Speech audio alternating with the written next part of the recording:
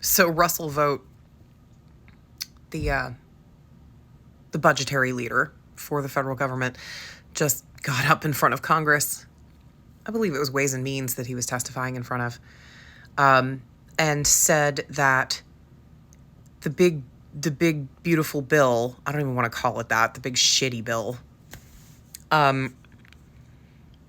kicking 15 to 17 million people off of their health care was incentive to get them to work.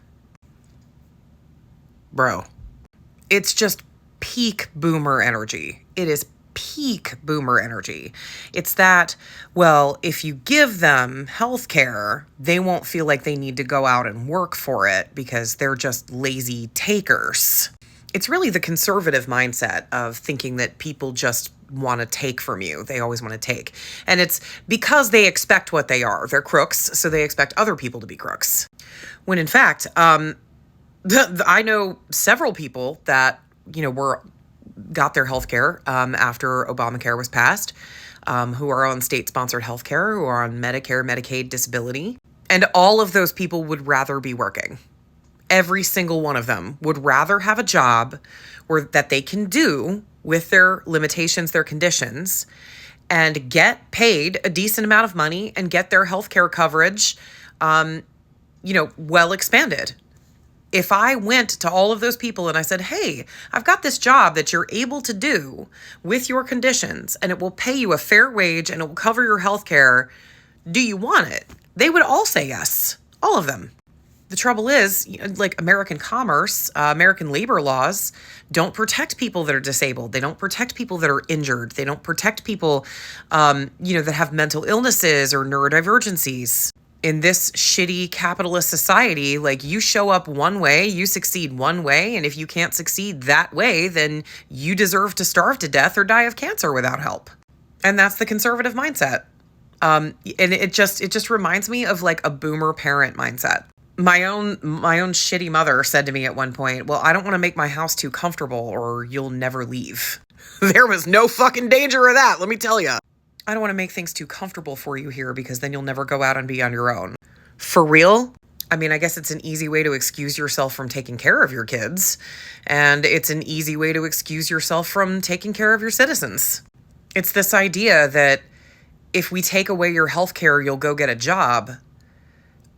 You got the cart and the horse in the wrong positions, buddy. They're on disability. They have government health care because they can't get jobs that will cover them because they don't have a means to make a livable wage. They don't have a means to make enough money to get the healthcare coverage that they need. No one is choosing this over more. No one. No one is choosing government subsidized healthcare over something better.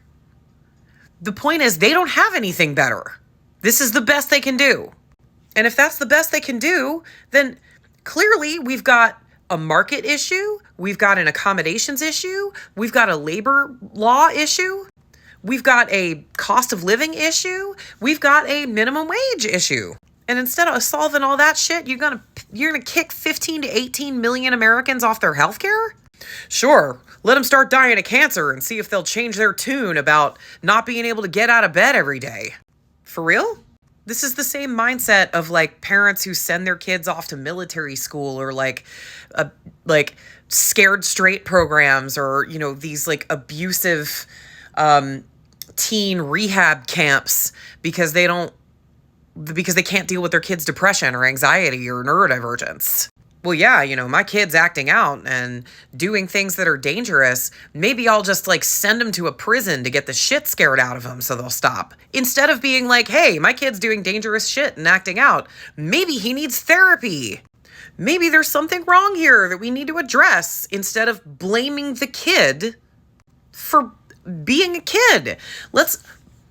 If the sick people can't get out of bed, or they can't make enough money to take care of themselves, then the problem isn't the fact that you're helping them. The problem is the fact that they can't help themselves. They need better paying jobs. They need jobs with accommodations. We need labor laws that protect people that are sick. And we need oversight on healthcare. We need costs lowered. We need to get capitalism the fuck out of healthcare. But, it's not like conservatives aren't used to having blood on their hands. Stay safe out there, friends. We'll get through this together if we keep fighting the good fight.